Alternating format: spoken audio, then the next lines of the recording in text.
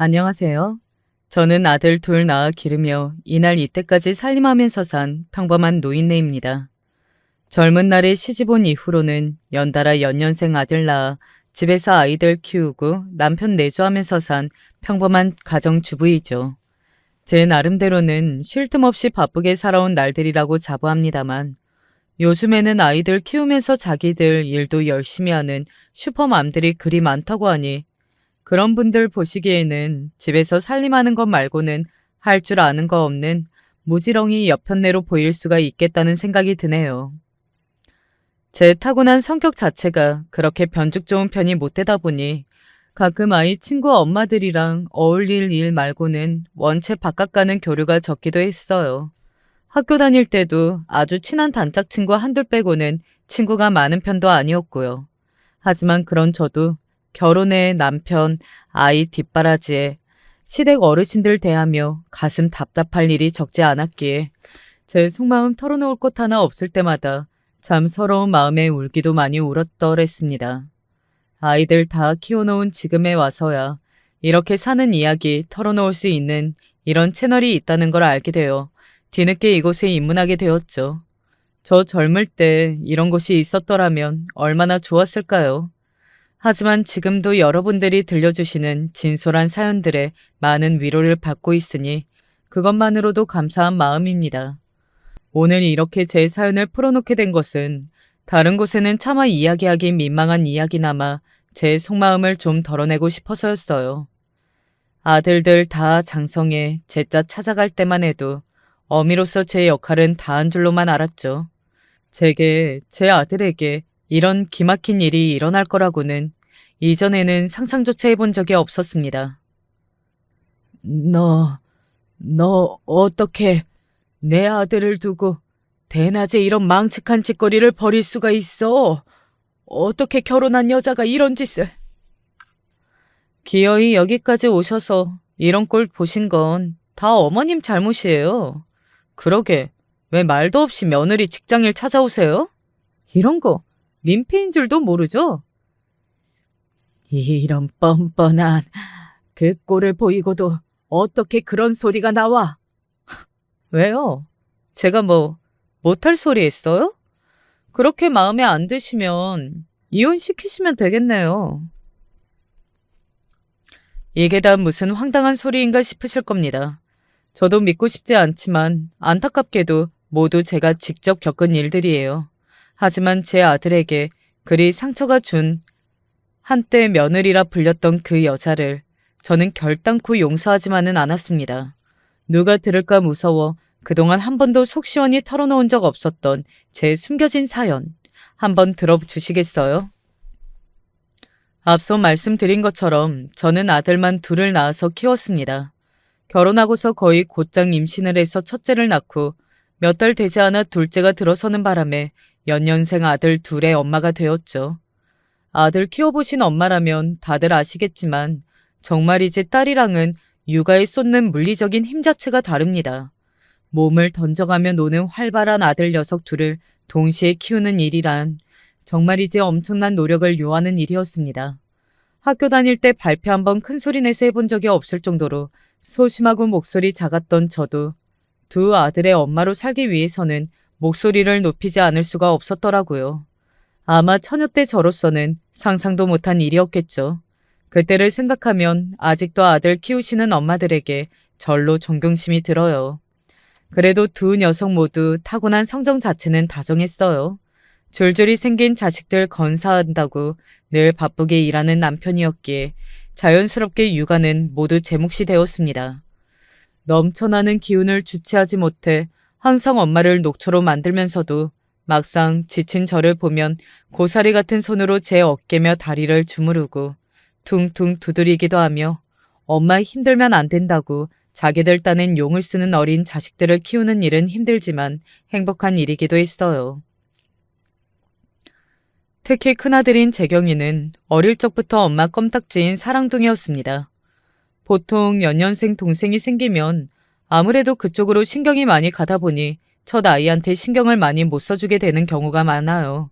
그리고 그런 결핍은 동생에 대한 미움이나 괴롭힘으로 이어지는 경우도 많죠. 하지만 우리 재경이는 조금 달랐습니다. 그 어린 나이에도 자기보다 작은 동생에게 더 많은 손길이 가야 한다는 걸 받아들인 것 같았습니다. 그렇다고 엄마의 애정을 마냥 양보하지만은 않았죠. 그래서 재경이가 선택한 방법은 동생을 더 살뜰하게 챙기는 거였어요. 아직 덜 큰 아이들이라 크기도 별로 차이나지 않았으면서도 제 동생을 품에 낑낑 안고 젖병을 물리는 걸 보면 우스워서 몸이 들썩였습니다. 그걸 들키지 않으려고 얼마나 용을 써댔는지 늘 얼굴이 시뻘개지는 걸 감춰야 했죠. 아이 하는 모양이 하도 예쁘다 보니 저도 칭찬을 안 할 수가 없었습니다. 그렇게 제 아들들은 연년생 아들로서는 드물게 다투는 일이 적고 서로 돈독한 형제로 자라났죠. 두 녀석 다 저렇게 다정한 성격으로 자라준 덕에 아들만 둘이었지만 제법 대화가 많은 가정이었습니다. 보통 아들만 있는 집에서는 아들들이 엄마랑 얘기를 잘 안 해준다면서요. 저희 집은 항상 저 두 녀석들 제잘되는 소리에 조용한 날이 없었어요.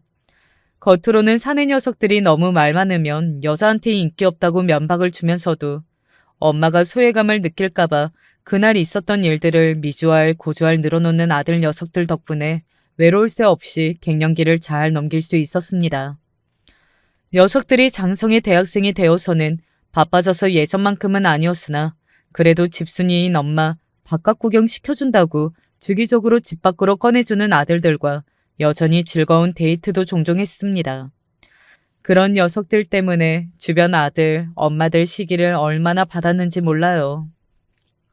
재경이, 휘경이 엄마는 무슨 복이 그렇게 많아서 저렇게 아들 둘이 다 살가운지 내가 아주 부러워 죽겠어. 그러게나 말이야. 우리 아들은 아기 때는 그렇게 달라붙어서 엄마 화장실도 못 가게 하더니 사춘기 때부터는 아주 지 방에 들어가지도 못하게 해. 엄마가 무슨 말이라도 한마디 걸려고 치면 아휴 세상 귀찮다는 표정이 아주 내가 치사스러워서 엄마를 못 꺼내겠다니까. 오죽하면 아들들 장가 보내면 남이라는 소리를 다 하겠어. 대면 아기 짝이 없는 놈들 키우는 우리도 이 정도인데. 재경이 엄마는 아들들 장가 보내면 헛헛해서 앞으로 어쩌려나 몰라. 동네 친구들의 푸념에도 가진 자의 입장에서 그저 허허 웃을 수밖에 없었으나 정말로 아이들 다 장가가고 나면 그 빈자리가 너무나 클 것 같아 벌써부터 서운한 마음이었습니다. 하지만 아이들이 제 짝이랑 잘 살아주는 거야말로 제가 가장 바라던 바였으니 그때 가서 중간에서 아이들 곤란한 일 생기지 않도록 며느리들에게 조심해야겠다고 다짐하고 또 다짐했죠. 결혼할 사람을 먼저 데려온 건 둘째인 휘경이었어요. 고등학교 때부터 진득하게 만나오던 첫사랑과 결혼까지 결심한 거죠. 여자아이는 저도 고등학교 때부터 봐왔던 동기 아이였기에 내심 다행스러운 마음이었습니다. 어린아이가 어른들한테 어찌나 그리 살가운지 제게도 귀엽게 안겨오던 아이여서 앞으로 잘 지낼 수 있을 것 같았어요. 제가 며느리 된 아이와 가깝게 지내고 싶어 한다고 한들 며느리 입장에서 시어머니가 그렇게 격이 없이 다가오면 그것도 참 부담스러운 일이잖아요.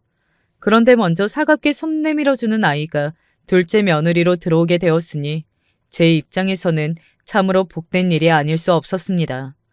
두 아이는 대학 졸업하고 직장 잡아 자리를 잡자마자 곧장 결혼을 했습니다. 두 녀석 모두 자기 또래에 비해 결혼이 이른 편이었어요.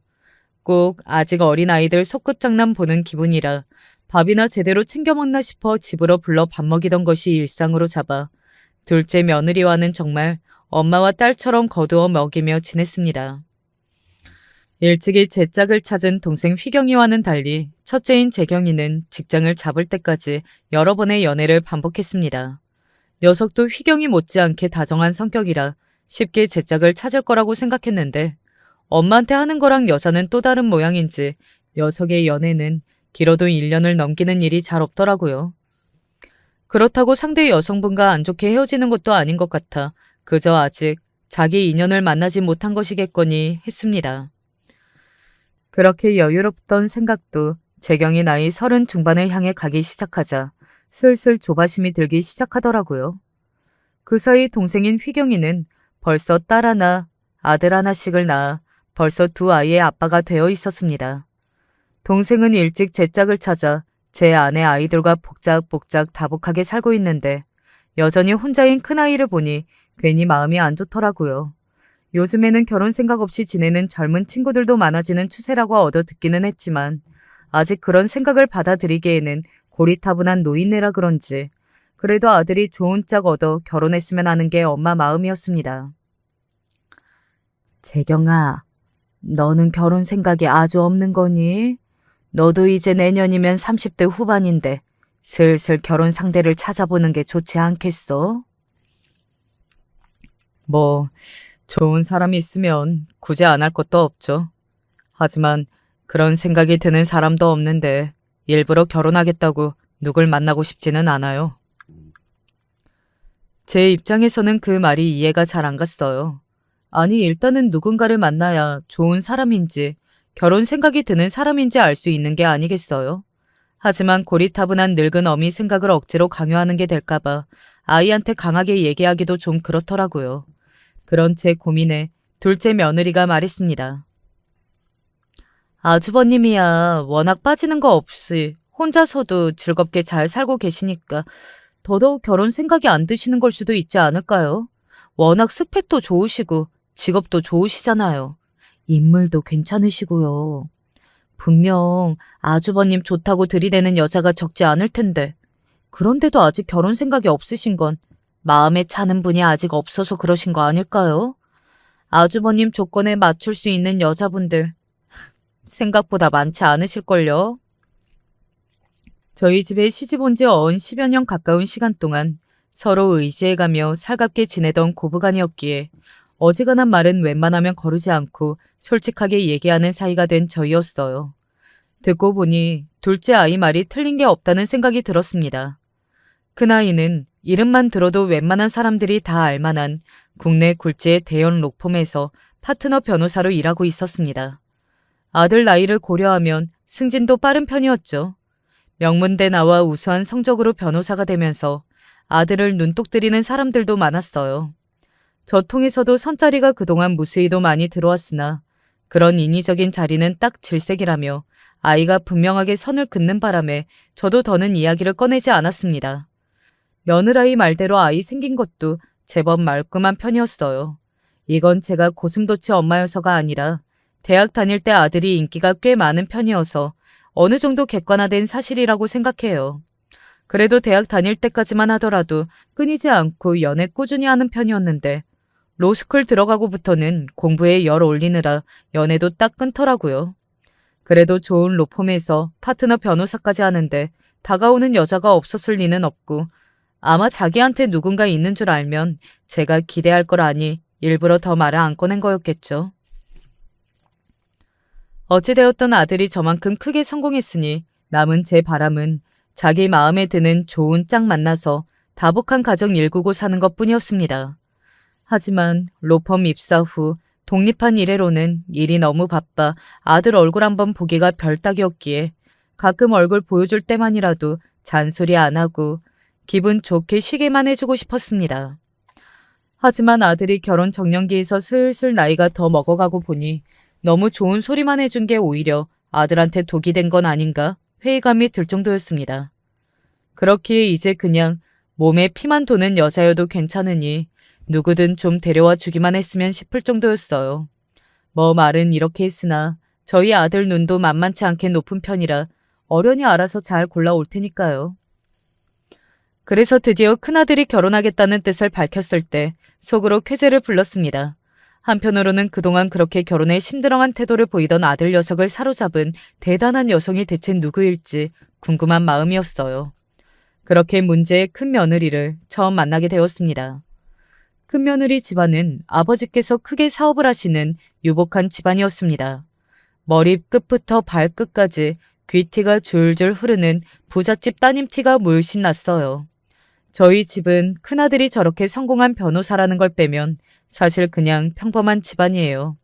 밖에서 보기에는 개천에 용났다고 보일 수도 있겠죠. 하지만 아이들 대학 모두 저희 부부 힘으로 뒷바라지에서 보냈고 그리 많지는 않지만 저희 부부 노후 대비도 모두 되어 있었어요. 남편이 그간 밤낮 없이 성실히 일한 보람이 있었죠. 저 역시 그런 남편을 열심히 내조했고요. 그 나이가 벌이도 많다고 해서 거기에 기댈 생각이라고는 추호도 없었습니다. 그랬기에 대단한 집안이 아니었어도 저희 부부가 떳떳하지 못할 건 없었습니다. 집안 간의 경제력 차이가 좀 나긴 했지만 사실 저한테 아들 선짜리 들어온 집안 중에는 그보다 대단한 집안들도 꽤 있었기에 솔직히 큰며느리 배경에 별로 주눅이 들지는 않았습니다. 큰며느리는 뭐랄까 약간 깍쟁이 같은 데가 있었어요. 있는 집안에서 귀하게 자랐으니 당연히 가정교육 잘 받아 어른들께 깍듯했으나 알게 모르게 선을 긋는다는 건 눈치챌 수 있었습니다. 뭐 이해는 갔어요. 부유한 집에서 귀하게 자라면서 남 눈치 볼 일 없이 컸을 텐데 이제 와서 시댁 눈치 보면서 살고 싶지는 않았겠죠. 그동안 둘째 며느리와 그리 살가운 고부지간으로 지낼 수 있었던 게 운이 좋았던 거죠. 그런 운이 첫째 며느리까지 적용되지는 않았던 모양입니다. 간만에 둘째 장가 보내기 전에 미리 먹었던 마음가짐을 떠올리게 되었죠. 며느리 쪽에서 먼저 원하면 또 모를까. 은은하게 불편한 티를 내는데 굳이 부담을 줘서 관계를 망칠 생각은 추워도 없었습니다. 큰며느리와는 서로 간의 거리와 선을 지키며 쿨한 고부관계로 지내야겠다고 계산을 마쳤습니다.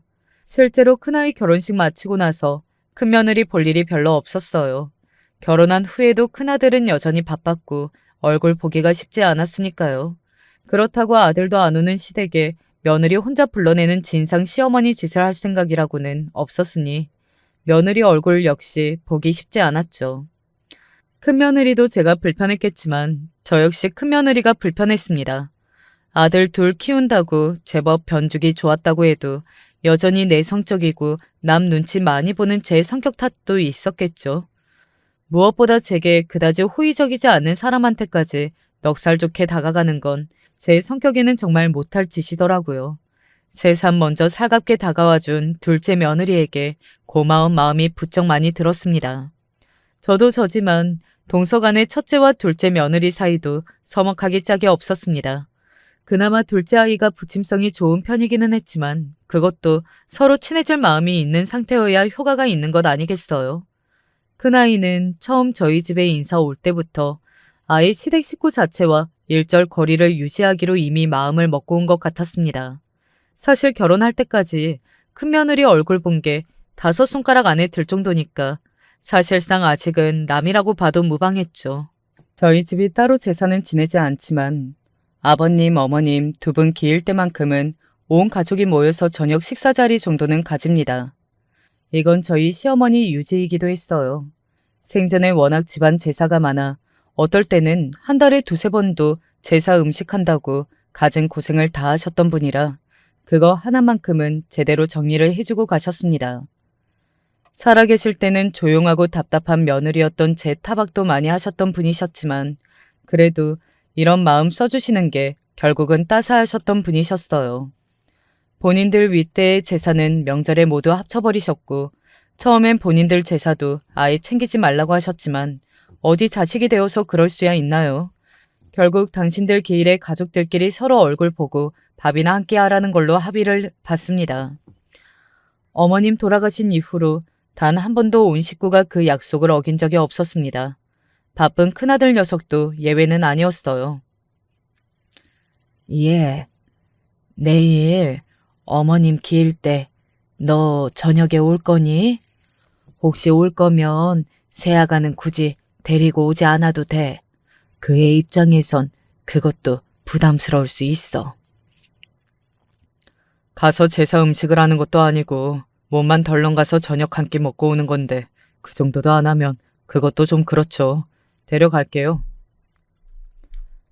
제 딴에는 아이들 불편할까봐 일부러 큰아들에게 전화를 걸었는데 큰아들 반응이 단호했습니다. 제 할머니 살아계실 때 워낙 사이가 좋기도 했으니 아들 입장에서는 결혼하고 첫 해에 제 부인이 할머니 기일에 참석하지 않은 게 기분이 좋지 않을 수도 있다고 생각했어요. 사실 솔직한 제 심정으로는 오랜만에 온 가족이 얼굴 보며 저녁 먹는 자리인데 어지간하면 그 자리에 오고 싶어 하지 않는 사람 억지로 데려다 앉혀놓고 싶지는 않았거든요. 내심 큰며느리가 그날 안 왔으면 싶었나 봅니다. 큰아들이 미리 예고한 대로 결혼한 후 내외가 처음으로 본가에 방문했습니다. 그런데 한눈에 보기에도 큰며느리 표정이 좋지 않았어요. 이거 아무래도 오기 전에 둘이 싸웠나 보다 싶었죠. 며느리들 불러놓고 음식 시키는 건 전에도 해본 적이 없었기 때문에 당연히 큰며느리는 거실에 앉혀두고 준비한 음식을 차리기 시작했어요. 저희 집 주방을 제 집 드나들듯이 드나드는 둘째 며느리이기에 저 음식 담는 걸 돕는다고 졸졸 쫓아 들어왔습니다. 자기도 큰며느리랑 둘이 붙어있는 게 어색하기도 했겠죠. 부침성이 좋은 것만큼이나 눈치도 빠른 아이였으니 제 손이 동서가 자기랑 별로 친해지고 싶어 하지 않는다는 걸 눈치 못 챌 아이도 아니었고요. 제 옆에 찰싹 달라붙은 둘째가 큰며느리 안 들리게 속닥속닥 말했습니다. 어머니, 아무래도 형님이랑 아주버님 싸우신 것 같죠? 너 보기에도 그러니? 내가 어제 굳이 큰애는 안 데리고 와도 된다고 연락을 하기는 했는데 네 아주버니가 꼭 데리고 오겠다고 하더라고. 아무래도 오기 싫어서 싸운 것 같지? 그런가 봐요. 근데 형님이 좀 너무하지 않아요? 결혼하고 그래도 처음 시댁 오는 건데 저렇게 싫은 티 팍팍 낼 것까진 없잖아요. 우리가 자기한테 뭘 한 것도 아니고. 예, 그러지 마라. 요즘 시자라면 치를 떠는 며느리들이 그리 많다던데 사람 마음이 다 같은 게 아니잖아. 좀 서운하긴 하지만 제가 그렇다고 우리 앞에서 선을 넘은 적도 없고 그럼 우리도 거리는 지켜주자. 오래 보고 지내려면 오히려 그게 나을지도 몰라. 우리 어머니 참 속도 좋으셔. 툴툴대는 둘째를 달래기는 했지만 저라고 기분이 썩 좋지만은 않았죠. 하지만 제 기분이 그렇다고 어른인 저까지 못마땅한 티를 내면 그거야말로 나이값 못하는 거라고 생각했습니다. 그러다 저희가 왜 저렇게까지 오기가 싫었을까 이리저리 머리를 굴리다 한 가지 떠오른 게 있었어요. 듣자 하니 제가 지금 교회에 다니지는 않지만 사돈내외가 교회 집사님이라고 하지 않았니?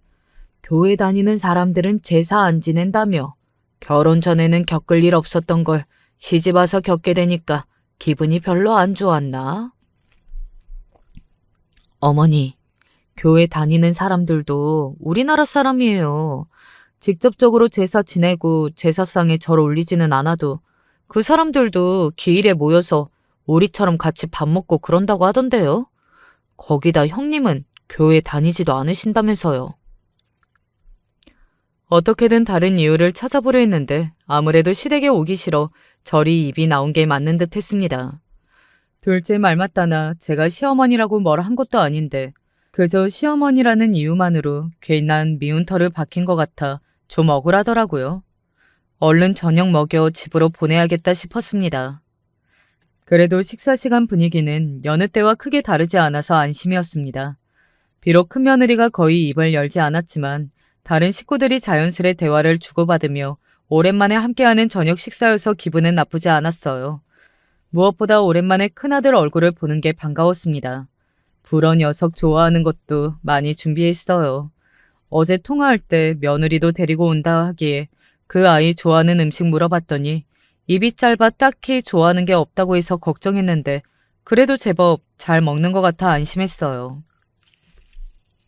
제가 평소에는 손이 그렇게 큰 편이 아닌데 시부모님 기일만큼은 음식을 좀 넉넉히 하는 편이에요. 오랜만에 온 가족이 모이는 날이기도 하니 식구들 좋아하는 음식들 하나씩만 하더라도 양이 꽤 되더라고요. 특히 올해는 집안에 세 사람도 들어오지 않았겠습니까? 아까 식사할 때 보니 큰며느리가 가지전을 제법 잘 먹더라고요. 그래서 큰아이들 짐에는 가지전을 더 넉넉히 챙겨놓고는 큰아들을 불렀습니다. 예, 아까 보니까 새아기가 가지전을 잘 먹더라. 넉넉하게 넣었으니까 가져가서 데워 먹어. 엄마도 참 말 한마디 살갑게 안 하는 사람 뭐가 예쁘다고 음식까지 챙겨준대요. 녀석 말하는 걸 보니 싸워도 단단히 싸웠다 싶었습니다. 하지만 결혼한 지 얼마나 됐다고 벌써부터 틀어져서 될 일이 아니었죠. 아들을 붙잡고 한마디 했습니다. 얘, 아무리 다퉜다고 그러는 거 아니야. 여기는 네 본가이니 너야 여기 별로 안 오고 싶다고 하는 게 서운할 수 있다지만 새아기 입장에서는 피 한 방울 안 섞인 사람들이 바글바글한 곳이잖아. 엄마도 한때는 며느리였어. 새아기 기분 아주 이해하지 못하는 건 아니니까 집에 가서 잘 풀어, 응? 엄마가 타이르는 소리에도 아들 표정이 풀리지를 않았습니다. 아무래도 먼저 사과하길 바라는 건 무리이지 싶었어요. 수긍할 수 없는 말을 들을 때 눈썹을 팔자로 늘어뜨리는 버릇은 당체 없어지질 않을 모양이었습니다. 아이고, 결국은 저 둘 문제다. 속으로 생각하며 그날은 그렇게 아이들을 보냈습니다. 그 이후로도 딱히 첫째네를 불어 부르는 일은 없었어요. 가끔 어머니 심심할까봐 찾아왔다며 불쑥 놀러온 둘째 며느리와 오순도순 좋은 시간을 보낼 때마다 첫째 며느리와도 이렇게 사이좋게 지낼 수 있었다면 얼마나 좋았을까. 아쉬운 마음이 들기는 했으나 그때뿐이었죠. 그래도 서로 사이가 너무 나빠서 고부간의 얼굴도 안 보고 사는 집도 꽤 된다고 하던데 그런 집에 비하면 이 정도야 그리 나쁠 것도 없다며 스스로를 위로했습니다. 일이 터진 건 아이들 결혼한 지 1년이 다 되어가는 시점에서였어요. 둘째 아들 가족이 휴가를 쓰고 남해로 캠핑을 간다기에 배웅을 해주고 잠깐 잠이 들었는데 문득 가슴에 찌르는 듯한 통증을 느끼며 버뜩 잠에서 깨어났어요. 평생 이런 고통을 겪어본 적이 없었기 때문에 순간 너무 당황했어요. 습관처럼 둘째 아들이나 둘째 며느리한테 전화를 걸려고 하다가 오전에 그 아이들이 남해로 떠났다는 게 그 경황 없는 와중에도 기억이 났습니다. 바빠서 못 받을 거라는 생각을 하면서도 떨리는 제 손이 큰아들에게 전화를 걸고 있었어요. 역시나 통화 대기음으로 넘어가기에 순간 망설이면서도 큰 며느리에게 전화를 걸었습니다. 한참을 기다려도 전화를 안 받기에 역시 통화 대기음으로 넘어가나 하던 찰나 달칵 전화를 받는 소리가 들렸습니다. 예상치 못한 통증을 혼자 겪고 있다는 두려움 때문이었는지 누구라도 연락이 닿았다는 게 그렇게 반가울 수가 없었습니다. 그런데 제가 입을 열기도 전에 큰며느리가 버럭 짜증을 냈습니다. 이 정도 전화 안 받았으면 바쁜 일이 있겠거니 하시면 될 일이지. 지금까지 기다리세요? 제가 무슨 바쁜 일을 하고 있으실 줄 알고요? 중요한 일 아니시면 이만 끊을게요. 그러더니 뭐라고 대꾸할 틈도 없이 전화가 뚝 끊어졌습니다. 아까 반가운 마음이 들었던 이상으로 순간적으로 서러운 마음이 밀려왔습니다. 그때 부재중 전화가 들어와 있는 걸 봤는지 큰아들에게서 전화가 걸려왔습니다. 아픔과 두려움에 방금 큰며느리에게 당한 서름까지 온갖 부정적인 감정이 범벅이 되어 아들 목소리를 듣자마자 저도 모르게 눈물이 펑 터져버렸어요. 어머니, 무슨 일이세요? 괜찮으세요? 재경아, 엄마가 지금 가슴이 너무 아픈데 집에는 아무도 없고 큰애는 왜 전화했냐며 화를 내고. 횡설수설 제가 무슨 말을 했는지도 제대로 기억이 나질 않습니다. 그러더니 찌르르르 한 통증의 의식을 놓을 때쯤 큰아들의 신고를 받고 출동한 119 구급 대원 덕분에 저는 곧장 대학병원 응급실로 이송되었습니다. 갑작스러운 통증의 원인은 급성 심근경색이었습니다. 평소에 심장 관련 질환이 없었기에 증상을 알 턱이 없었고 그래서 더 당황스러웠죠. 다행히도 너무 늦지 않게 병원에 도착한 탓에 제 상태는 차츰 호전되었습니다. 소식을 듣고 남편과 큰아들이 헐레벌떡 제가 입원한 병원으로 달려왔어요. 내가 괜한 호들갑을 떨어 여러 사람 심장 내려앉게 했구나 싶어 민망했습니다. 일단은 안정이 우선이었기에 다시금 눈을 붙였죠. 다시 눈을 뜬 건 병실에 웅성웅성 소란스러운 소리가 들렸기 때문이었어요. 어렴풋이 정신을 들고 보니 성난 큰아들 목소리가 먼저 귓가에 울렸습니다. 당신, 어머니한테 무슨 일이 생겼을 줄 알고 사람 말 한마디 안 들어보고 전화를 끊어? 장모님한테 그렇게 연락이 왔어도 그랬겠어? 내가 뭐 알고 그랬어? 평소에 연락 한 번 안 하던 사람이 갑자기 바쁜데 전화 오면 그럴 수도 있지. 왜 나한테 소리를 지르고 그래? 내가 당신 어머니 아프게 했어? 이 사람이 진짜 둘 다 그만두지 못해. 아픈 환자 눕혀두고 이게 다 뭐하는 짓들이야. 아까 처음 큰아들이랑 통화할 때 그네가 전화 끊었다는 말을 했다는 게 그제야 버뜩 기억이 났어요. 아이고, 내가 정신이 없어 입방정을 떨어도 제대로 떨었구나 싶었습니다. 자식들한테 전화를 걸 게 아니라 처음부터 119에 전화를 걸었어야 했는데 워낙 당황하다 보니 가장 먼저 떠오른 게 내 새끼들인 걸 어쩌겠어요. 애들아, 싸우지 마. 엄마가 정신이 없어서 별소리를 다 했나 보다. 제가 깬 걸 보고 남편과 큰아들이 동시에 제게 튀어왔습니다. 아픈 제 말은 들어보지도 않고 전화를 끄는 것도 모자라 병실까지 와서 제 남편과 싸우다 그걸 제가 다 들었다는 걸 알고 민망하긴 했는지 큰며느리가 제 눈을 똑바로 쳐다보지 못하고 고개를 돌리더군요. 어머니, 좀 괜찮으세요? 아직도 많이 아프세요? 아니야. 아까처럼 그렇진 않아. 엄마가 너무 놀라서 당황해서 그랬어. 그러니까 둘이 싸우지 마, 응? 제 딴엔 둘 싸움을 말리려고 한 말이었는데 아무래도 아파 누워있는 엄마가 제 첫 편을 드니 그걸 보고 아들 녀석 감정이 더 북받쳤던 것 같습니다. 눈을 날카롭게 뜬 녀석이 큰며느리에게 쏘아 붙였습니다.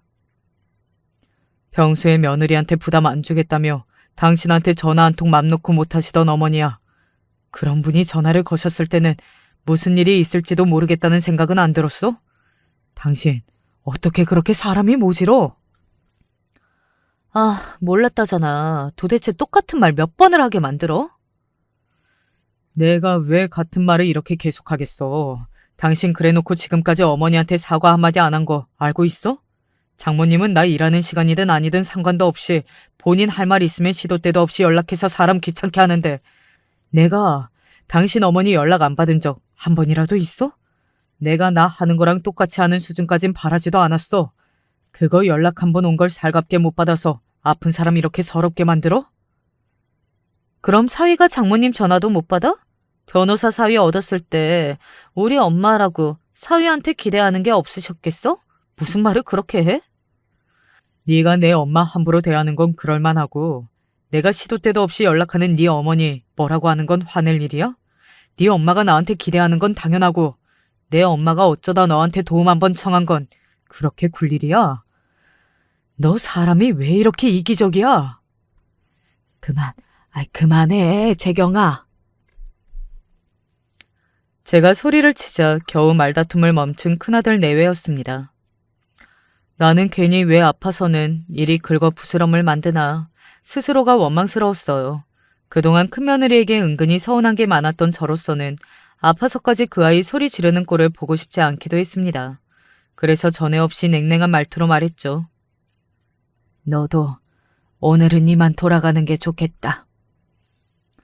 뭐가 그렇게 분한지 있는 대로 성난 얼굴을 한 며느리가 씩씩대더니 이내 병실 문을 박차고 나갔습니다. 도대체 어쩌다 사태가 이 지경까지 이르렀나 싶어 머리가 지끈지끈했어요. 어머니, 죄송해요. 정말 죄송해요. 너희들 평소에도 이렇게 자주 싸우니? 오늘은 나 때문에 괜한 싸움 생긴 거야. 이게 너희들 일상인 거야. 대답 없는 큰아들 반응이 곧 대답이나 다름없었습니다. 우리한테 무신경해도 좋으니 부디 저 둘 잘 살기만을 그리 바라고 바라왔는데 아직 결혼한 지 채 1년도 안 된 아들 부부 사이가 저리 날카롭기만 하니 이 일을 어찌해야 하나 가슴이 꽉 막히는 기분이었습니다. 그 꼴을 다 보고 서 있던 남편 얼굴 역시 참담하기 이를 데 없었죠. 아무래도 결혼 직후부터 이때까지 내내 이렇게 둘 사이가 삐걱거렸던 모양이었습니다. 부부 문제는 부부끼리 풀도록 두는 게 최선이라지만 이미 둘 사이 갈등의 골이 꽤 깊은 듯 했습니다. 게다가 어찌되었든 간에 이번 일의 원인 제공자는 제가 아닙니까? 제가 나선다 한들 둘 사이가 아무렇지 않게 풀리지는 않겠으나 그렇다고 어미가 되어 마냥 손 놓고 기다리기만은 할 수도 없었어요. 퇴근하고 집에 돌아와서는 큰아들에게 전화를 걸어보았습니다. 재경아, 새아기하고는 얘기 좀 해봤어? 저희 둘 다 바빠서 어젠 집에 못 들어가 봤어요. 저희가 알아서 할게요. 너무 신경 쓰지 마세요. 어떻게 신경을 안 씁니까? 둘 다 집에도 안 들어갔다는 말에 가슴이 철렁했습니다. 벌써 병원에서 그 난리가 난 지 일주일이 다 되어가는데 비단 어제 하루 집에 안 들어갔다는 말이 아니겠죠. 이러다 감정의 골이 깊어져 둘이 갈라서기라도 하면 어쩌나 심장이 떨려 살 수가 없었습니다. 한참을 망설였으나 일단은 큰며느리 얼굴을 보고 얘기라도 나누어 봐야 할 것 같았습니다. 큰며느리 회사 앞에서 미리 전화를 걸어보았으나 받지 않더라고요.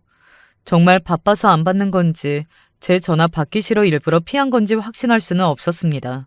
예의가 아니라는 걸 알고 있었으나 이번만큼은 반드시 큰며느리 얼굴을 봐야 한다고 생각했습니다. 큰며느리는 당시 대기업에서 근무 중이었어요. 사실 그 정도 큰 기업은 관계자가 아니면 함부로 방문객을 들여보내주지는 않지만 마침 그 회사 간부 중 한 사람이 남편 지인이었거든요.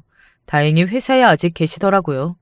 남편과 꽤 막연한 지인이셨기에 반갑게 저를 맞이하시어 손수 안내까지 해주셔서 몸둘 바를 몰라 하며 건물로 들어섰습니다.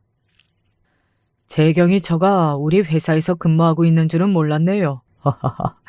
이 친구 아무리 공적인 일 사적으로 안 끌어오는 사람이라지만 언질이라도 좀 해주지. 영 모르고 지나갈 뻔했어요. 저희끼리도 사이가 서먹한 판에 며느리 직장 정보까지 떠들기는 좀 그렇잖아요. 멋쩍은 웃음으로 대답을 대신하고는 며느리가 근무한다는 부서로 갔더니 자리에 없더라고요. 오늘은 날이 아닌가 싶어 발걸음을 돌리려는데 지인분께서 직원에게 물으셨습니다. 임미애 과장 지금 어디에 있나? 간부인 지인을 알아본 지원이 깍듯하게 응대하더군요. 회의실 쪽으로 가셨다는 말에 안내하는 지인을 따라가면서도 회의하는 곳까지 따라가는 게 맞나 싶었습니다. 회의실에는 블라인드가 쳐져 있었으나 블라인드가 말려 올라간 모양인지 한쪽이 들려있는 바람에 그 안쪽으로 큰며느리 모습이 보이더라고요. 얼핏 보아도 혼자 있는 것처럼 보여서 가까이 갔더니 이내 큰며느리 쪽으로 웬 남자 하나가 다가왔습니다. 그러고는 아휴, 다시 떠올리는 지금도 손이 벌벌 떨리네요. 그 둘이 다른 사람들 다 일하는 그 대낮 근무 시간에 서로 부둥켜 안더니 뭐가 그리 좋은지 낄낄대는 거예요. 제 눈으로 보고도 믿기지가 않았습니다. 너무 당황해서 혹시 다른 사람이 볼까 싶어 시선을 돌리다 지인과 눈이 딱 마주쳤습니다. 지인 역시 틀림없이 그 광경을 목도했더군요. 저와 시선을 마주치고 당황해 어쩔 줄 모르는 게 이미 상황을 돌이키긴 늦었죠. 우리 재경이 크는 걸 시시때때로 보신 분이셨어요. 순간 수치심이 확 밀려왔습니다. 어떻게 이런 짓을 저지를 수가 있습니까? 어떻게 이렇게 파렴치한 짓을 할 수가 있어요?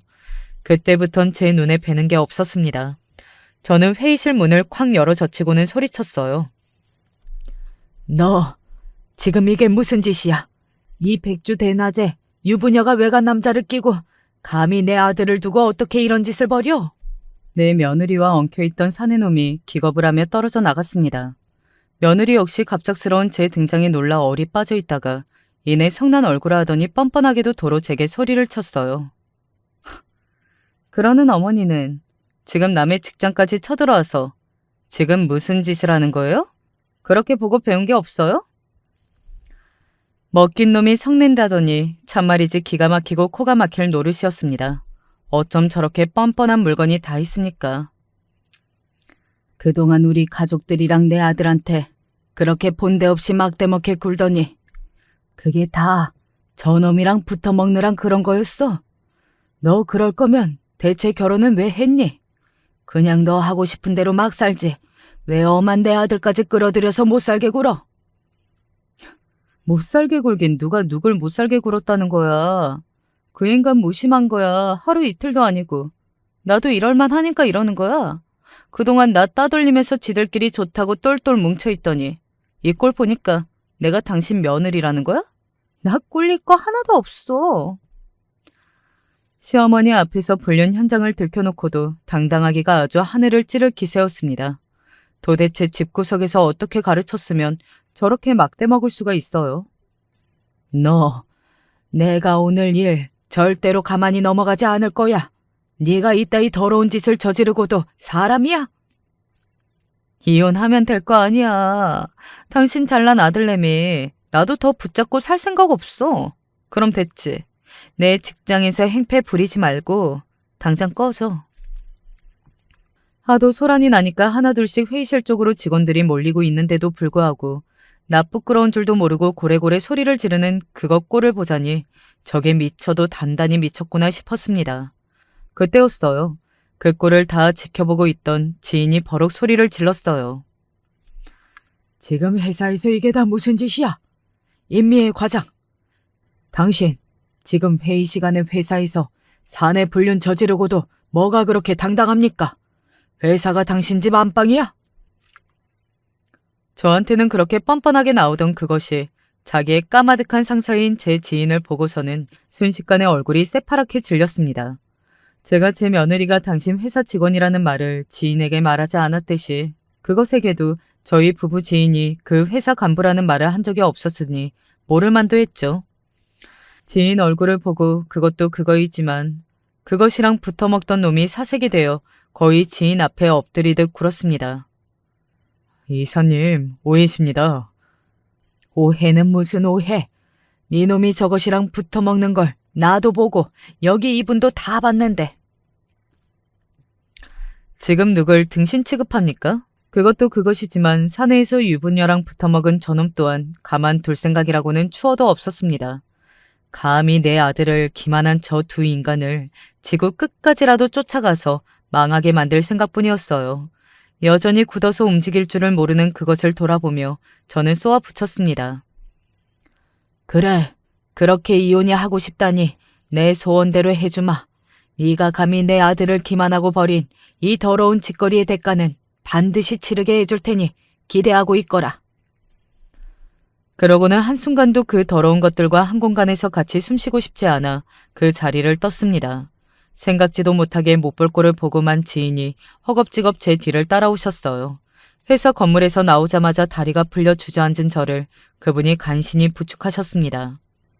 아이고, 재수씨, 태어난 지 얼마나 되셨다고. 이러다 정말 쓰러지십니다.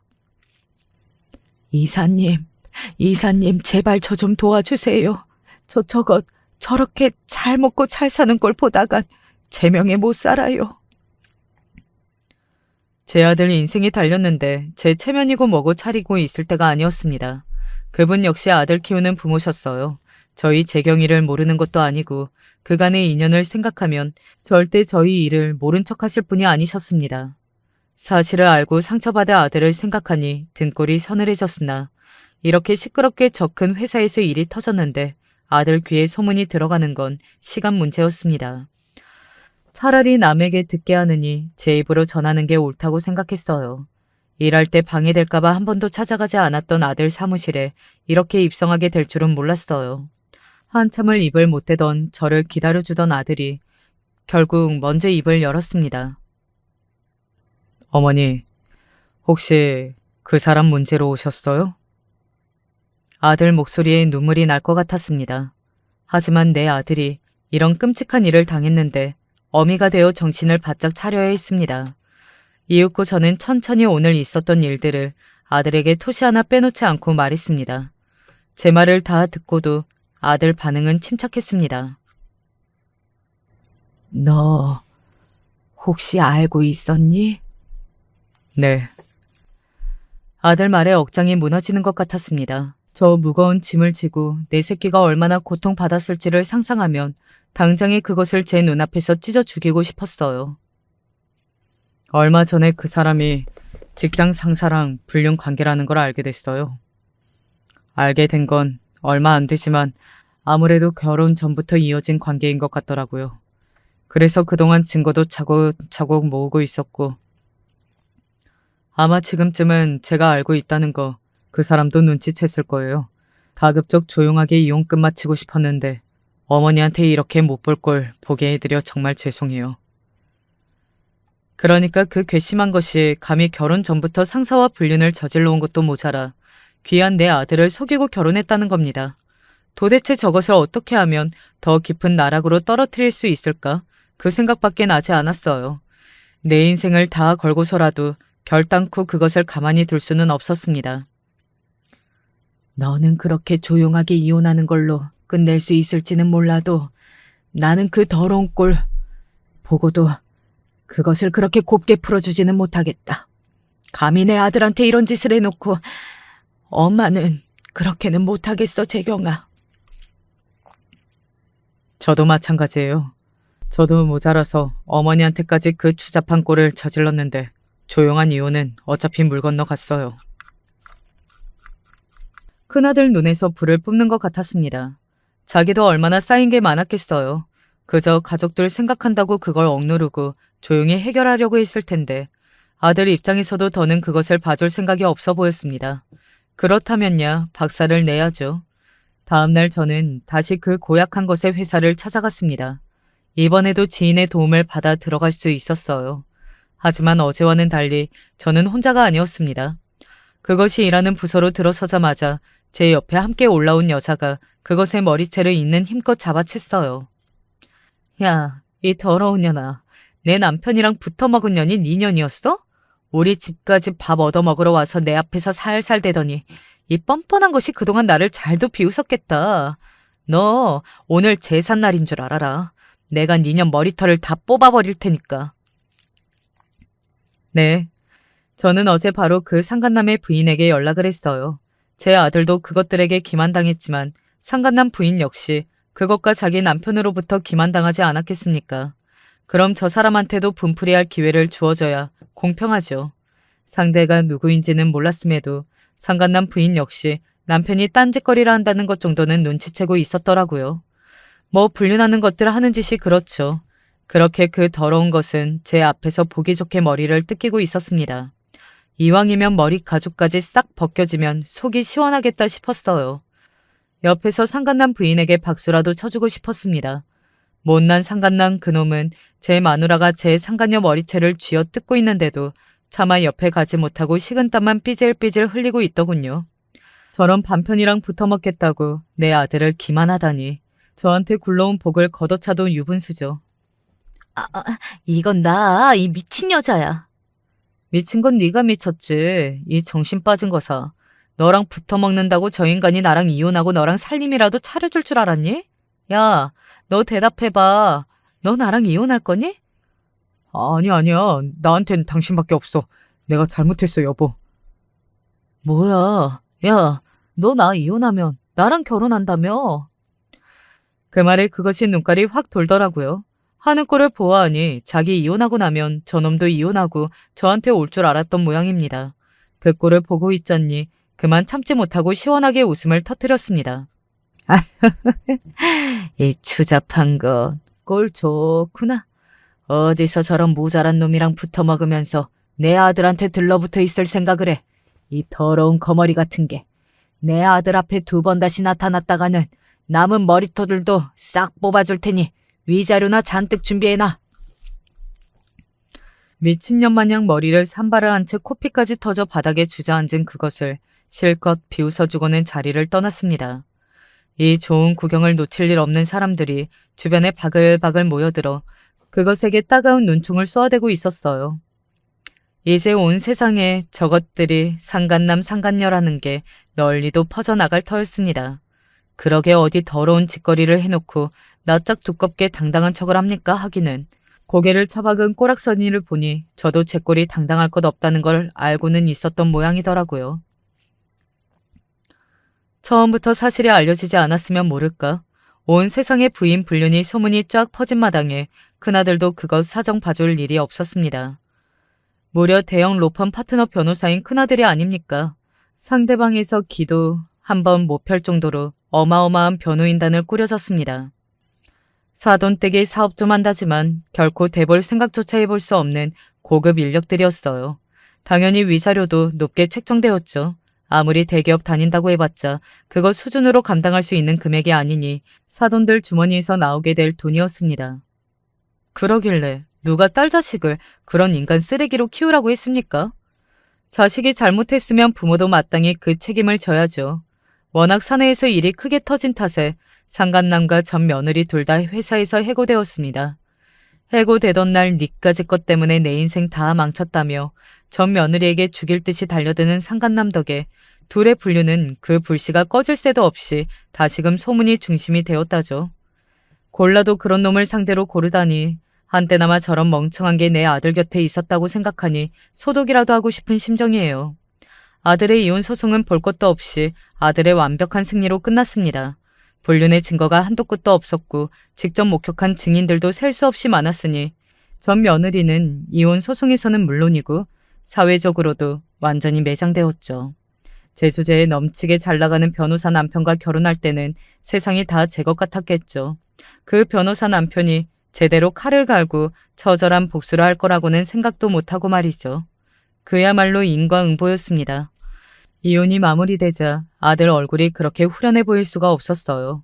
짧은 결혼 동안 갖은 마음고생을 한 아들 생각을 하면 처음부터 자유롭게 둘 걸 하는 생각을 지울 수가 없었죠. 이제부터라도 억지로 결혼시킬 생각 않고 내 새끼 하고 싶은 대로 다 하고 살 수 있도록 내버려둘 생각입니다. 집안에 사람을 잘못 들이면 안 된다는 걸 이렇게 절실하게 깨달을 수가 없었습니다. 하지만 그만큼 내 새끼 잘못 건드린 그 벼락 맞을 것에게 처절하게 대갚아 주었기에 속은 후련해요. 해고 이후에 친정에 틀어박혀 외출도 못한다는 소리를 들으니 더더욱 속이 시원했습니다. 이래서 사람은 죄짓고 살면 안 되는 겁니다. 귀한 아들 자식 이혼까지 시키게 된 제 기구한 사연은 여기까지입니다. 늙은이 하소연 끝까지 들어주신 여러분들께 진심으로 감사드립니다. 안녕하세요. 이런 곳에 제가 사연을 올릴 줄은 꿈에도 몰랐습니다. 모든 일이 정리된 지 시간이 꽤 흘렀는데도 불구하고 아직까지 가슴 한쪽에 응어리가 남은 것 같아 여러분들에게 모두 털어놓으면 어떨까 싶어 이렇게 사연을 보내게 되었습니다. 무남 동료 외동딸이었기에 누구보다 귀하게 자랐습니다. 심지어 집도 잘 살았습니다. 어릴 때부터 제가 하고 싶은 게 있으면 부모님은 묻지도 따지지도 않고 무조건 절 위에 들어주셨죠. 그렇다고 해서 버릇없게 자라지도 않았습니다. 제가 너무 예의 없는 혹은 도가 지나친 부탁을 한다 싶으면 부모님은 충분히 훈육도 해가면서 저를 혼내왔기에 흔히들 부잣집 딸하면 생각나는 자기만 아는 이기주의적인 사람으로 자라지는 않을 수 있었어요. 세상은 넓기에 저보다 잘 사는 사람들도 당연히 많겠지만 지금껏 제가 알고 지내는 사람들 중에서는 저희 집만큼 집안 환경이 좋은 사람들이 없었습니다.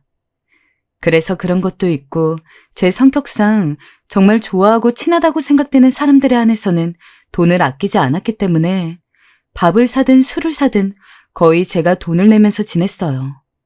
그래도 아까운 거 하나 없었습니다. 저는 애초에 얕고 넓은 인맥보다는 좁고 깊은 인맥을 선호해서 이미 제가 괜찮은 사람이라고 판단을 하는 친구들은 어떻게든 저에게 그만큼 더 고마움을 보답하려고 노력하는 애들밖에 없었거든요. 원래 예부터 그런 말들 많이 하잖아요. 익숙함에 속아 소중함을 잊으면 안 된다고.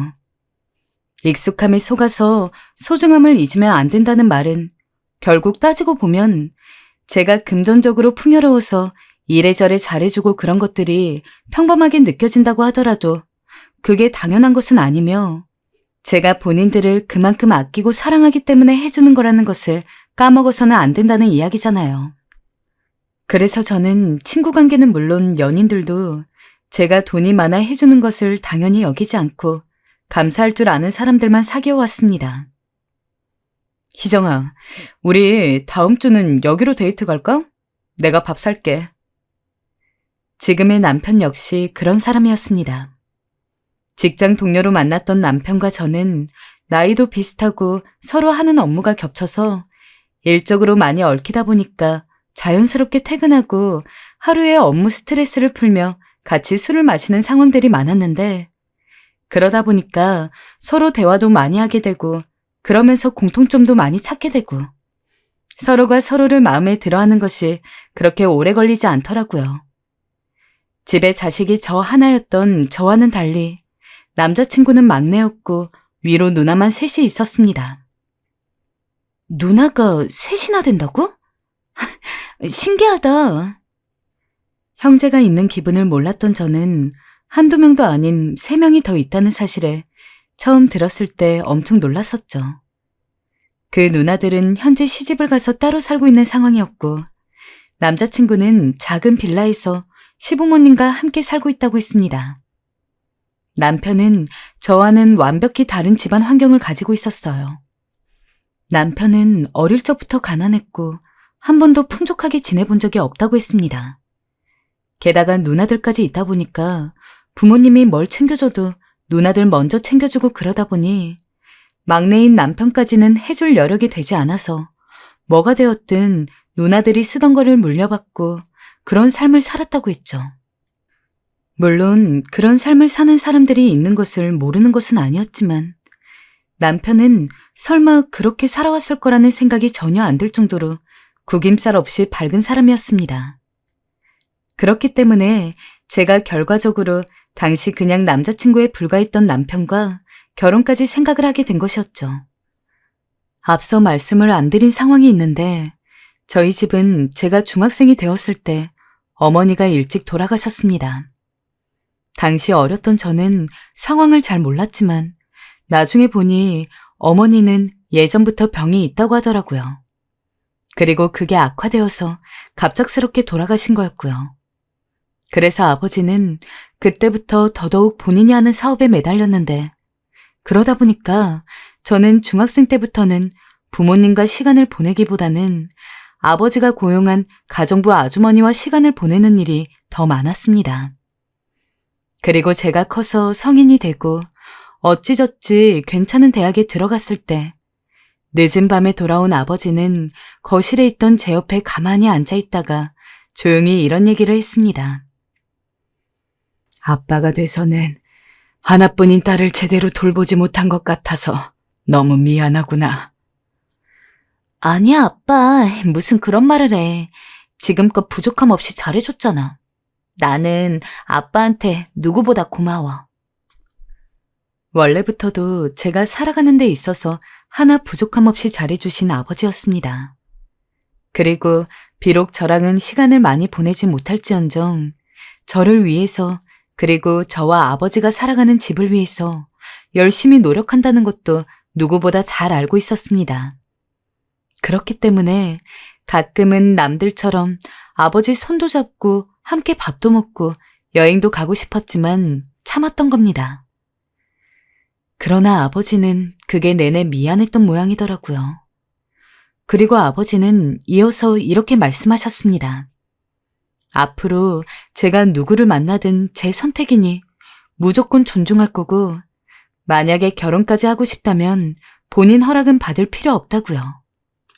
아버지는 상대방의 가정 환경을 중요시 여기는 분이었기에 만약 그런 결정을 미리 하지 않았다면 제가 남편을 결혼하고 싶다는 사람이라고 데려갔을 때 단칼에 반대하셨을 겁니다. 그러나 아버지는 네가 결혼하고 싶은 사람이니까 그만큼 괜찮은 사람이겠지. 라면서 바로 본격적으로 결혼 날짜를 잡고 저랑 남편이 함께 살 신혼집까지 미리 마련해 주셨습니다. 그래서 남편한테도 집은 우리 아빠가 해주기로 했으니까 우리는 각자 모은 돈으로 냉장고나 세탁기 같은 가전제품은 사서 채워넣자. 라고 이야기했고 남편 역시 이에 대해서 동의를 했습니다. 보통 한쪽이 집을 하면 한쪽이 이것저것 쓸만한 제품들을 사서 넣는 게 맞지만 남자친구 사정을 알고 있었기에 일부러 그렇게 이야기했습니다. 저로서는 남자친구를 배려해 준 거였고 이야기를 전해 들으면 시댁 식구들 역시 저희가 충분히 배려를 해줬다는 걸 알 거라고 생각했어요. 그래서 당연히 저는 아무 문제 없이 결혼을 할 수 있을 거라고 확신했죠. 그러나 시부모님에게 인사를 하러 갔을 때 일이 생겼습니다. 집은 공동명의로 하는 거지? 네? 공동명의요? 저희 아버지가 신혼집을 마련해준다는 이야기를 듣자마자 시어머니가 한 이야기였습니다. 시댁돈 한 푼도 안 들어가는 저희 아버지가 사주는 집을 공동명의로 한다뇨? 너무 황당해서 제가 아무 말도 못하고 있자 시어머니는 무슨 선심이라도 쓰는 것처럼 말씀을 이어가셨어요. 네가 아직 어려서 상황 돌아가는 거 잘 모르는 것 같구나. 어른인 내가 알려줘야겠네. 원래 부부가 되면서는 이젠 네 거 내 거라는 개념이 없고 함께 쓰는 개념으로 나아가는 것이야. 그래서 집 같은 것도 반드시 공동명의로 진행하는 게 맞단다. 근데 네가 여기서 너 명의로만 집을 한다는 건 어떻게 보면 이기적인 거지. 제가 지금의 남편과 결혼을 약속한 시점이 20대 후반이었습니다. 한참 어른인 시어머니가 보기에는 제가 어린 것이 맞지만 그렇다고 해서 제가 세상 물정 모르는 게 아니거든요. 어머님 말씀은 알겠는데요. 저희 아버지가 오로지 저희 아버지 돈만으로 해주는 집을 공동명의로 한다는 것 자체가 말이 안 된다고 생각합니다. 만약에 전 공동명의로 해야 된다면 저는 그냥 아버지한테 집 안 받고 남편이랑 각자 모은 돈 가지고 대출 받아서 전세 살던지 할게요. 뭐라고? 아니 그게 무슨 소리냐? 좀 황당하구나. 아무리 네 아버지가 해주셨어도 그렇지. 그 큰 집을 네 앞으로만 해놓겠다니. 그럼 우리 정민이는 남편으로서 허수아비밖에 안 되니? 내가 아까 말하지 않았니? 부부는 모든 걸 함께 하는 거라고. 경제적인 것도 마찬가지인 거야. 네, 어머님, 저도 말씀드렸고요. 더 이상 드릴 말씀은 없습니다. 정말 상상도 못했지만 제 말에 시어머니는 물론이고 남편까지 화를 내더라고요. 뭐 그거 가지고 그렇게까지 정없이 얘기하냐면서. 제가 좀 더 현명했다면 그 자리에서 결혼 안 하겠다고 하고 자리를 박차고 나오는 게 맞았습니다. 저 집이 배려를 해준 것을 알기는커녕 어떻게든 조금이라도 더 이득을 보려고 안달이 난 것과 다름없는 행동이었으니까요. 그래도 당시에 저는 남편을 굉장히 사랑했습니다. 그래서 거의 백분토론과 다름이 없게 시어머니와 이야기를 나누다가 결국 아버지가 해주는 신혼집을 받아서 생활을 하되 공동명의는 안 하는 조건으로 결혼을 하게 되었습니다. 아버지가 잡아준 신혼집은 시댁에서도 그렇고 저희 친정집에서도 거리가 좀 있었습니다. 당시 저랑 남편이 다니던 회사가 각자 집에서 꽤 먼 편이었는데 아버지가 그걸 생각해서 저희 직장에 가깝도록 집을 얻어주셨죠. 그래서 솔직히 시어머니와 그렇게 결혼 전에 말도 안 되는 사안으로 이야기를 하기는 했어도 집도 멀고 하니까 결혼만 하게 되면은 별 문제 없이 저희끼리 잘 살 수 있을 거라고 생각을 했습니다. 근데 그건 너무도 큰 착각이었죠. 어머니, 집에는 어떻게 들어오셨어요? 정민이가 비밀번호 알려줬다. 왜? 뭐 문제 있니? 아니요, 그건 아니고요. 갑자기 들어오셔서 좀 당황스러워서요. 아니, 근데 너는 집에 이렇게 맛있는 게 있으면 시어머니한테 먼저 연락을 해서 어머니, 이것 좀 드셔보세요. 하지는 못할 망정. 어떻게 연락도 한번 하질 않니? 내가 기어이 이렇게 먼저 찾아와야 하는 거냐? 세상에 눈치 보여서 원. 저희가 결혼하고 한 달이 안 돼서부터 시어머니가 저희 집에 불쑥불쑥 찾아오는 일이 많았습니다. 보통 결혼한 집에 시부모님이나 친정부모님이 밥 잘 챙겨 먹으라고 반찬 같은 거 해오시는 일들이 있잖아요. 설사 그런 거라고 하더라도 저한테 이런 방구도 없이 남편이 마음대로 시어머니한테 집 비밀번호를 알려주는 것도 화가 났는데 심지어 시어머니는 저나 남편 반찬을 챙겨주려고 온 것도 아니었습니다. 오히려 저희 냉장고를 보고 맛있는 게 있으면 그거를 다 빼가서는 시댁으로 가지고 갔죠. 어머님, 아무리 저희가 편하다고 해도 이렇게 아무 말 없이 오시는 거는 솔직히 조금 불편한 것 같아요. 오실 때 오시더라도 최소한 저한테 연락을 해주셨으면 좋겠어요. 그리고 반찬 가지고 가시는 것도 저희 먹을 거는 남기고 가져가셔야죠. 그렇게 싹 다 가져가시면 당장 저랑 남편 먹을 게 없어서요. 그런 것도 조금만 신경 써주시면 좋을 것 같아요. 옛날부터 할 말을 하면서 살아야 한다고 생각했고 돌아가신 어머니도 그리고 아버지 역시 부당하다고 생각되는 일에 대해서는 제 의견을 말하는 것을 두려워하지 말라고 교육해 주셨습니다. 보통 며느리들은 시부모님 어려워서 할 말도 못한다고 하지만 시부모님이 명백히 저에게 피해를 끼치고 있는 상황인데 못할 말을 하는 것도 아니잖아요. 근데 그거 한마디 했다고 이어지는 시어머니의 말은 가관이었어요. 넌 참 시부모 생각하는 마음이 없다. 겨우 반찬 가지고 가는 것 가지고 생색을 내는 거야? 시부모가 왔으면 뭐라도 더 들려보내야 정상이거늘 어떻게 반찬을 가지고 간다고 뭐라 할 수 있는 거냐? 나 때는 상상도 못한 얘기야. 나 때는 시어머니가 집안 살림 전체를 가지고 가도 찍소리도 하지 못했지. 아휴, 아주 있는 놈들이 더 한다느니 부잣집에 자라서 이런 건 또 너그러울 줄 알았더만 아주 더 난리네 난리야. 됐다. 안 가져가마. 이제 속이 시원하냐? 어머님. 정말 기가 찼습니다. 제가 정말 저런 말을 들을 정도로 잘못한 일인가요? 너무 어안이 벙벙해서 저는 시어머니의 폭언 아닌 폭언을 듣기만 했어요. 솔직히 더 말하기엔 눈물이 날 것 같아서 이 정도로만 쓰는데요. 저 당시 시어머니는 제가 한 말과는 비교도 안 될 정도로 나쁜 말들을 많이 하셨습니다. 전 남편에게 바로 달려가 경고하듯 말했어요. 우리 집 비밀번호 바꿀 거니까 당신 절대로 어머님한테 비밀번호 알려주지 마. 내가 당신 어머님한테 무슨 얘기까지 들었는지 알아? 진짜 화나는데 한 번만 참는 거야. 알겠어, 자기야. 너무 화내지 마. 내가 엄마한테 잘 얘기할게. 당장이라도 더 크게 화를 내고 싶은 마음이 굴뚝 같았지만 그래도 절 달래려는 남편 보고 참았습니다. 그냥 그 정도로 경고를 하는 것으로 끝내고 비밀번호를 바꾸고 나니 시어머니도 귀신같이 안 나타나더라고요. 아마 남편에게 뭔가 얘기를 전해 들었겠죠. 하지만 시어머니가 그렇게 잠잠해지는가 싶었더니 시누이 한 명이 절 카페에서 좀 보자고 하더라고요. 내가 오죽하면 이런 부탁을 하겠어. 우리 남편이 이번에 사업 하나 하려고 하는데 그게 진짜 건수가 대박이거든? 이거 성공만 하면 우리 집은 물론이고 너희 부부도 더 풍족하게 살 수 있다니까? 내가 이 은혜는 잊지 않을게.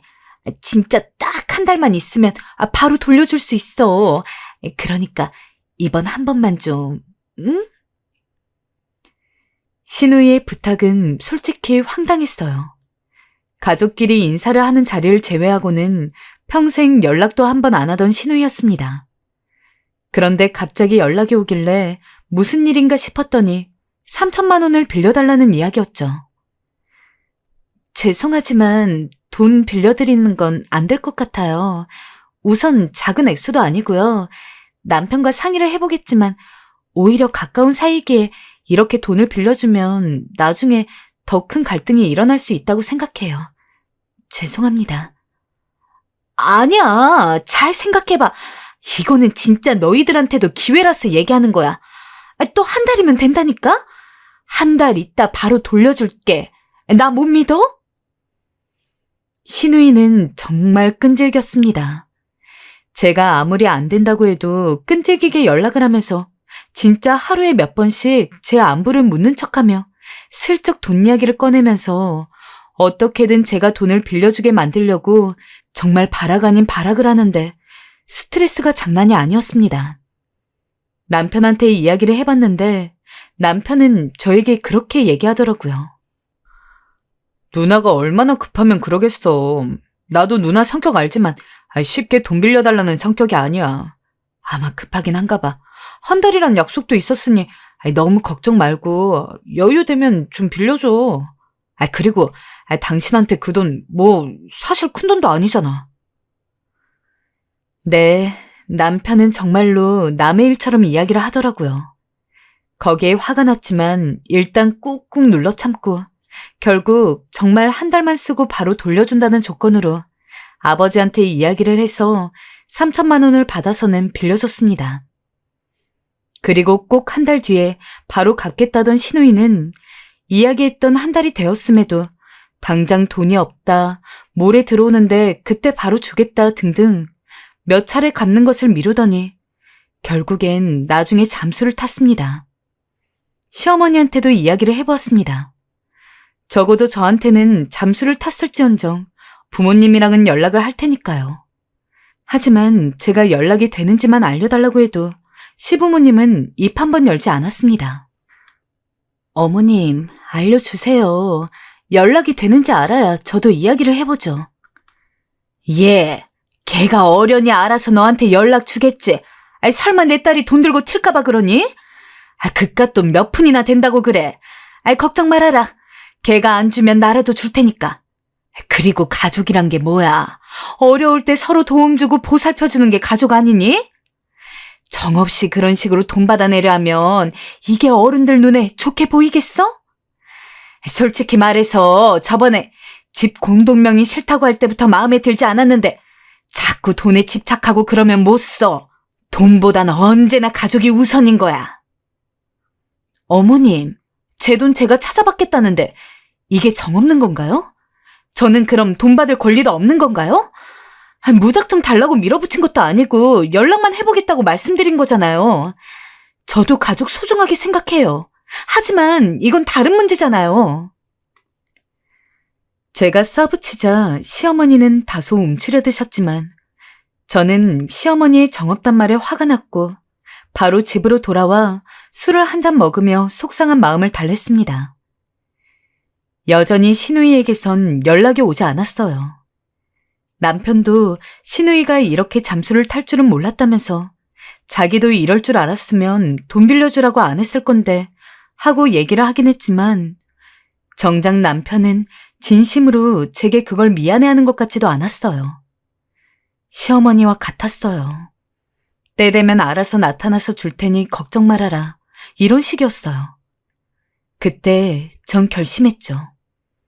다신 시누이들에게, 이 시댁 식구들에게 돈을 빌려주지 않겠다고 말입니다. 여보, 나 이제부턴 시댁 식구들, 그러니까 당신 식구들한테는 돈 안 빌려줄 거야. 더는 갈등 만들고 싶지 않고 피해보고 싶지 않아. 앞으로 나한테 이런 일 없도록 당신이 중간에서 잘 중재해줘. 대답은 남편이 기똥차게 참 잘했어요.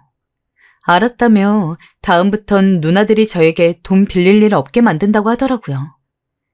그렇게 저는 이 일을 일부러라도 머릿속에서 지우려고 애쓰며 살고 있었습니다. 그러던 어느 날이었어요. 시어머니가 저희를 불러 갑자기 밥을 사주시겠다고 하더라고요. 시어머니께서 밥 사주시는 일은 1년에 한 번 있을까 말까한 흔치 않은 일이었어요. 그래서 좀 마음이 불안해졌죠. 역시나 시어머니는 이런저런 이야기를 하시다 갑자기 화제를 바꾸시더라고요.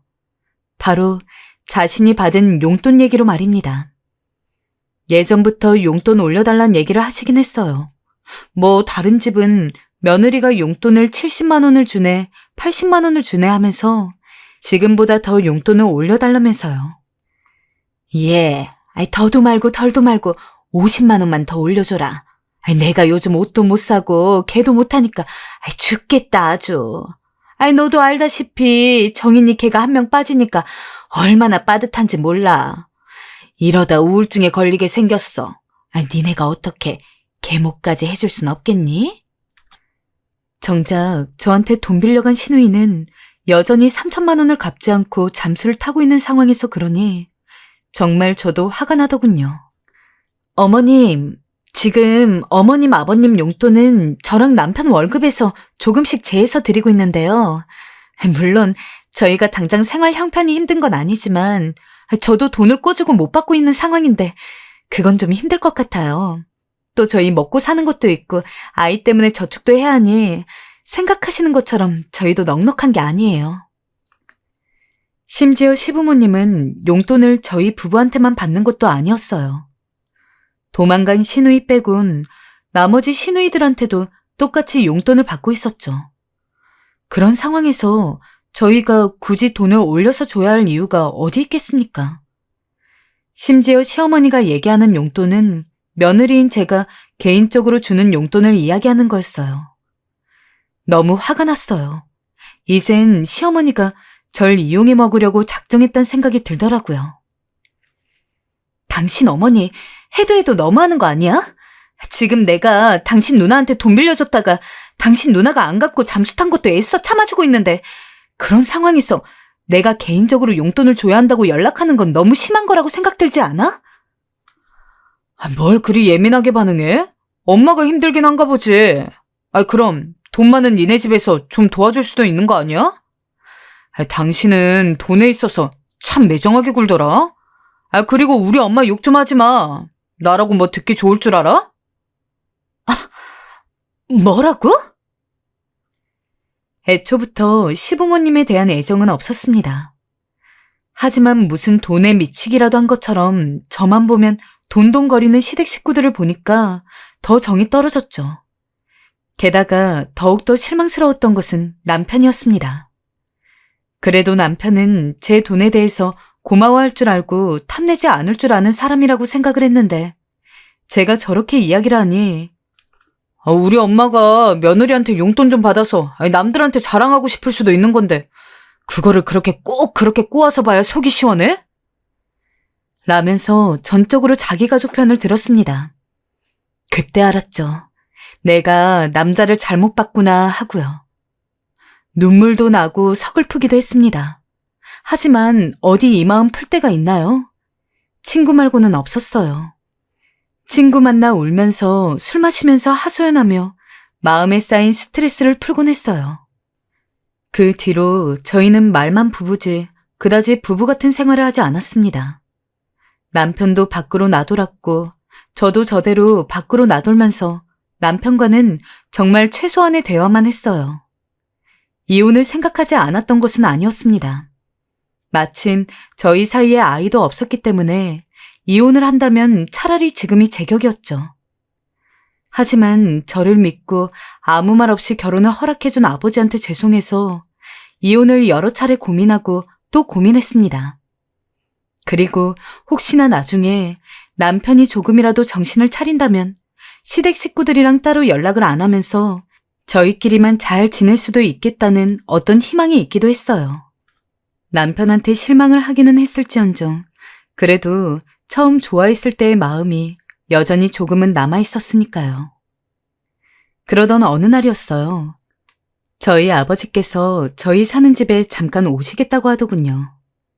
아버진 딸 얼굴을 너무 못 본 것 같다면서 맛있는 거 사주시겠다고 김서방이랑 외출 준비를 하고 있으라 하셨어요. 저도 아버지 얼굴이 보고 싶기도 했고 하고 싶었던 얘기도 할 겸 그날을 기대하고 있었습니다. 아버진 좋은 레스토랑에 저희를 데려가서 배부르게 음식을 사주시곤 저희 남편 시계 선물까지 해주셨어요. 남편은 선물을 받아 기분이 좋은지 유독 저희 아버지에게 살갑게 굴며 잘해주더군요. 허나 제 마음은 지옥이었어요.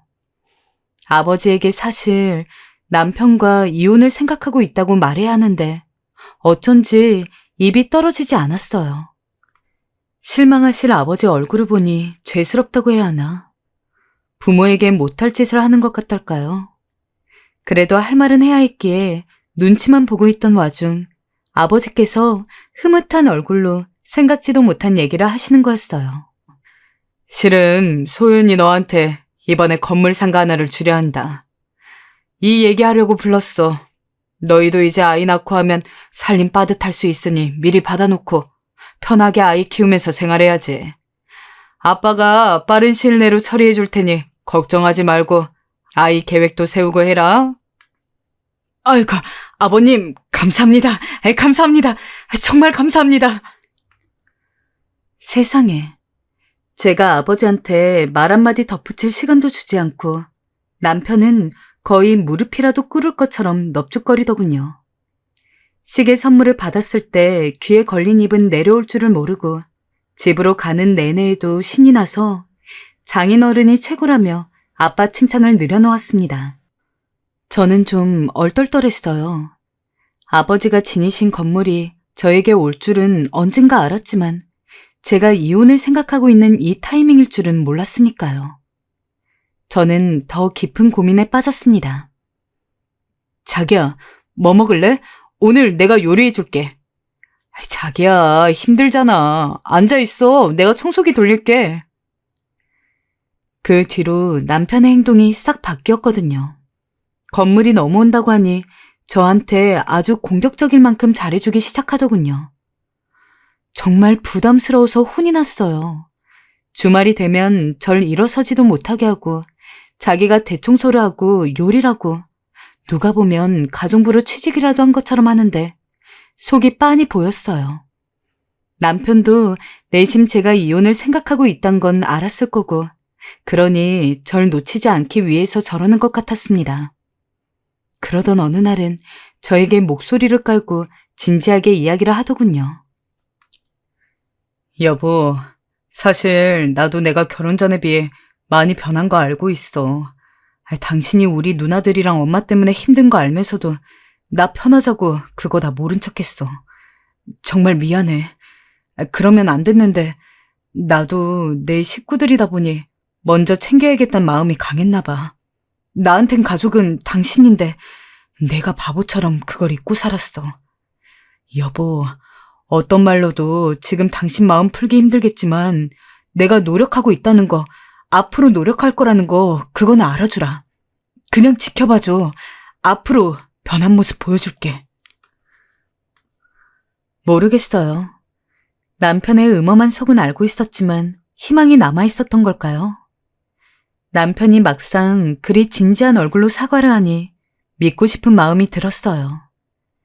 저도 모르게 눈물이 줄줄 나는데 남편이 제 눈물을 닦아주면서 자신이 잘하겠다고 눈물로 사죄를 하더군요. 저희는 어찌됐건 그날 이후 그 전과는 다른 사이의 부부가 되었어요. 평일에 일을 하고 들어와도 눈 안 맞추고 들어가 각자 할 거 하거나 자기 일수였는데 이제는 매일매일 말로든 몸으로든 사랑을 표현했고 그러면서 갈라졌던 사이가 조금 회복되는 듯 싶었습니다. 솔직히 좋지 않았다면 거짓말이에요. 남편과 사이가 회복되니 저는 이제야 제가 원하던 결혼 생활이 된 것만 같았고 너무나 행복했어요. 아버지의 건물이 제게로 넘어온 것도 일단 시댁에겐 비밀로 했는데 남편이 비밀을 지켜준 덕에 새삼 편해졌어요. 하지만 건물이 생기고 돈이 조금 많아지자 생각지도 못한 문제가 생겼어요. 남편이 사치를 시작한 거였습니다. 전에 없던 명품 지갑을 사오지 않나, 차를 바꿔야 한다며 갑자기 외제차로 갈아타질 않나, 그러면서 저에겐 계속해서 돈이 부족하다고 투덜거렸습니다. 제가 소비가 지나친 것 같아 한마디 할라치면 눈을 부라리는 바람에 말도 못 꺼냈죠. 그러던 어느 날이었어요. 남편이 글쎄 명품 시계를 사왔는데 그 가격이 상상 초월이었습니다. 이건 아니다 싶었어요. 솔직히 건물 월세 얼마나 된다고. 거기다 저희 아버지께서 열심히 일하셔서 번 돈으로 사신 건물인데 정작 그건 생각도 않고 이렇게 물쓰듯 돈을 쓰고 다니니 마음에 들지 않았죠. 여보, 내가 말 안 하려 했는데 당신 요즘 사치가 너무 심해. 원래 명품이니 뭐니 이런 거 사치라면서 싫다던 사람이 갑자기 하루아침에 돌변해서 이것저것 사들이는데 이번 달 당신이 사들인 물건 가격이 얼마인지 알아? 1,000만 원이 훌쩍 넘어가. 당신 사치 때문에 우리 지금 저축도 못하고 있다고. 당신도 이제 소비 좀 줄여. 참나. 야, 우리가 뭐 가난뱅이냐? 건물도 있겠다. 그럼 이제 편하게 돈 좀 쓰면서 살아도 되는 거지. 아님, 네 명의 건물이라고 유세 떨고 싶은 거야? 내가 뭐 그리 잘못했다고 이 난리야. 이럴 거면 당신도 나처럼 명품 사고 해외로 쇼핑하러 다녀. 그래도 나름 분위기 잡고 착하게 말한 거였지만 정말이지 말이 안 통하더군요. 저는 그날 남편과 부부싸움을 크게 했고 그 후로 말을 섞지 않았습니다. 그래도 한번 화해를 해봤으니 서로 대화로 풀면 달라질 거라 기대했지만 그런 저의 기대가 무색하게 남편은 전혀 변하지 않았습니다. 오히려 제가 아무 얘기도 하지 않으니 이제는 거의 대놓고 집에 안 들어오기도 하고 기껏 집에 들어와서 보면 술 냄새가 거하게 나는 데다가 와이셔츠에 누구 건지도 모를 립스틱 자국을 묻혀서 오는 일이 허다했죠. 제가 뭐라고 할라치면 당신이 무슨 상관이냐며 오히려 소리를 버럭버럭 질렀습니다. 결혼 생활은 지옥을 넘어서 고문이었어요. 누구보다 알콩달콩한 인꼬 부부로 살 거란 기대를 하진 않았지만 그래도 그냥 남들 사는 것처럼 아내로서 남편을 존중하고 남편으로서 아내를 존중하고 각자 열심히 일을 하면서 자기 생활도 하지만 그래도 궁극적으로는 가족의 행복을 위해서 노력하는 그런 부부. 그냥 딱 그런 부부를 꿈꿨는데 결혼을 하고 나서 단 하루도 그렇게 지내본 적이 없었죠. 여전히 돈을 빌려간 시누이는 연락이 없고 시어머니는 하루가 멀다 하고 연락을 해서는 용돈 달라 난리를 치고 그러기를 거의 반년이었습니다. 그 반년 동안 제가 어떻게 버티고 살아왔는지 모르겠어요. 시어머니의 이야기는 한 귀로 듣고 한 귀로 흘렀고 시누이가 빌려간 돈에 대해서는 그냥 걔가 물렸다 치고 잊고 살아왔습니다.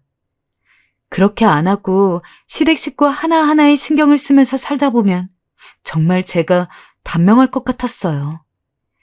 이제는 남편에 대한 기대도 없었습니다. 그때 저는 언제 이혼을 할지 간을 보고 있었으니까요. 그러던 중에 시어머니가 갑자기 저희 집을 찾아왔습니다. 아이고, 제발 내 이야기 좀 들어줘라. 정말 큰일 나게 생겼다. 문을 열어주고 싶지 않았지만 남편이 들여보내는 통에 하는 수 없이 시어머니 얼굴을 마주하게 되었습니다. 시어머니는 저를 보자마자 냅다 제 다리를 붙들고 저한테 우리 정인이 빚 좀 갚아줘라. 우리 정인이 빚 좀 갚아줘. 라며 빌었습니다. 평소에는 제가 시누이에 대해서 얘기나 꺼낼라 치면 저한테 매정하다느니 인간성이 없다느니 그렇게 욕을 하던 시어머니가 갑자기 저희 집까지 찾아와서는 본인이 먼저 시누이 얘기를 한다는 게 이해가 되지 않았습니다. 얘기를 들어보니까 시누이는 남편 사업 어쩌고 하면서 저한테만 돈을 빌린 게 아니었습니다. 시부모님이 살고 있는 쓰러져가고 있는 작은 빌라를 담보로도 대출을 받은 상황이었나 보더라고요. 근데 그 사업이 완전히 망하고 만 것이었습니다. 정확히는 사업을 시작도 못 해봤다고 해요. 사업 자체가 사기였던 거죠. 처음 사업을 제시한 게 시누이 남편의 지인이었는데 돈을 얼마 가져오면 1년 안에 원금은 물론이고 매달 원금의 30%씩 투자금에 대한 이유를 받아서 먹고 살 수 있다며 시누이 남편을 꼬셨나 봅니다. 그리고 시누이도 시누이 남편 되는 사람도 그 제의가 사기일 거라고는 전혀 예상을 못하고 어떻게든 돈을 빌리기 위해서 저한테도 손을 빌리고 자기가 끌어모을 수 있는 모든 돈을 모아서 사기꾼들에게 넘겨준 거죠. 상황이 이렇게 되었다 보니 제가 빌려준 돈은커녕 시부모님 집까지 날려먹은 것도 모자라 확실하진 않은데 대부업에서도 좀 대출을 받아서 빚이 산더미인 것 같았습니다. 우는 시어머니에게 매정하게 굴고 싶진 않았지만 이미 남편에게 실망도 컸고 이미 이혼할 사이에 시누이의 돈을 갚아줄 의향은 없었어요. 어머님, 죄송하지만 남남될 사람 돈 갚아줄 순 없어요. 저 남편이랑 이혼할 거예요, 어머님. 뭐? 이혼? 니들 이혼을 한다고? 여보, 갑자기 뭔 소리야? 이혼이라니. 내가 뭐 잘못했어? 어? 이혼을 할 거라고 생각을 하고 있기는 했지만 남편 앞에서는 처음으로 꺼내는 이야기였습니다. 남편은 설마 제가 이혼까지 얘기할 줄은 꿈에도 몰랐던 것 같아요. 분명 그 전에 이야기했으면 이혼을 하든 말든 신경도 안 쓰고 마음대로 하라고 했겠지만 지금 딱 봐도 상황이 자기 집 완전히 풍비박산 나기 일보 직전이잖아요. 본인도 그걸 확 느꼈는지 갑자기 눈물을 질질 짜면서 그동안 내가 잘못했네. 당신처럼 귀한 사람이랑 결혼을 해놓고 내가 멍청해서 소중함을 몰랐네. 앞으로 잘할 테니 한 번만 용서해달라는 등 온갖 입에 발린 말들을 하기 시작했습니다. 그리고 저는 그 모습에 이제는 과거 남편을 좋아하고 사랑했던 마음까지 싹 다 털어버릴 수 있었습니다. 결론은 하나였어요. 남편은 제가 아니라 저희 집 돈을 사랑했던 거였죠. 정말 가난한 사람들에 대한 편견을 갖고 싶지 않은데 가끔 가다가 보면 가난한 사람들은 본인들이 그렇게 살아왔기 때문에 아주 작은 이득에라도 눈에 불을 켜고 달려들고 그런다고 하잖아요. 모두에게 통용되는 말이 아니라고 생각했고 저도 그런 편견으로 누군가를 재단하고 싶지 않아서 그 사람의 가정 환경과는 상관없이 어떻게든 개인의 성격에만 집중하여 사람을 판단해왔습니다. 근데 진짜 남편과 결혼을 하고 시댁 식구들 보면서 왜 저렇게 가난한지 뼈저리게 느낄 수 있었죠. 또 흔히 가난한 사람들에 대한 편견 중 또 다른 하나가 없이 살아와서 작은 것에도 만족할 줄 알고 착하다고 하는 이야기들이 있잖아요. 진짜 말 같지도 않은 이야기들이란 걸 너무도 가까이에서 봤습니다. 어지간하면 합의 이혼을 했겠지만 저는 이대로 끝내고 싶지가 않았어요. 특히나 결정적으로 제가 남편의 휴대폰에서 이 문자를 보고 난 후 소송 이혼을 하기로 결심했어요. 자기야, 자기는 늙고 냄새나는 마누라랑 어떻게 같이 살아? 요즘 명품 산다고 매일 잔소리만 한다며. 그러니까 짜증나 죽겠다. 그래도 얘가 돈이 있으니까 지금은 같이 사는 거지. 나도 돈 벌어봐. 얘 버리고 혼자 살 거야. 정말 같이 살기 징글징글하다. 어제는 내가 사치를 한다 어쩐다 난리를 치는데 듣기 싫어 죽는 줄 알았어. 자기 너무 불쌍하다. 어떡해, 우리 자기. 문자를 보는 순간 눈이 뒤집히면서 입술이 질려가는데 이 와중에 비참하게도 눈물이 줄줄 흐르더군요. 내가 지금껏 남편이 아니라 짐승과 같이 살았다는 생각이 확 들었습니다. 왜 내가 이런 사람을 남편이라 믿고 살아온 건지 신랄 같은 희망에 기대었던 스스로가 너무 한심하게 느껴질 정도였어요. 아버지에게 이혼해야겠다고 말씀을 드리니 아버지도 처음에는 제 이혼에 대해서 다시 한번 생각해보라고 했지만 제가 그동안 무슨 일을 당했는지 이야기하니까 오히려 저보다도 더 나서서 화를 내주며 얼른 이혼하라고 변호사도 알아봐준다고 해서 그다지 어렵지 않게 이혼 소송을 밟을 수 있었어요. 그렇게 소송 밟아서 이혼을 진행을 했고 위자료 명목으로 남편에게서 돈을 받을 수 있었습니다. 진짜 판결 나는 날 얼마나 속이 시원했는지, 왜 어른들끼리 끼리끼리 어울리고 끼리끼리 결혼해야 한다고 이야기를 하는지 제 몸으로 직접 절실히 느꼈습니다.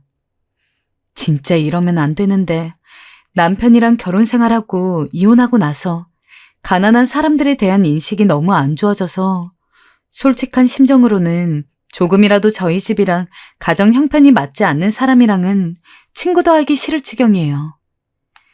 진짜 여러분들도 다른 거 말고 최소한 결혼만큼은 개인의 벌이든 집안 환경이든 무조건 자기랑 맞는 사람이랑 결혼하시고 상대방이 너무 가난하다 싶으면 연애도 시작하지 마세요. 괜히 금방 퇴색될 애정에 눈이 멀어서 저처럼 후회할 일 생길 수도 있으니까요. 모쪼록 지금은 혼자가 돼서 마음이 너무 편합니다.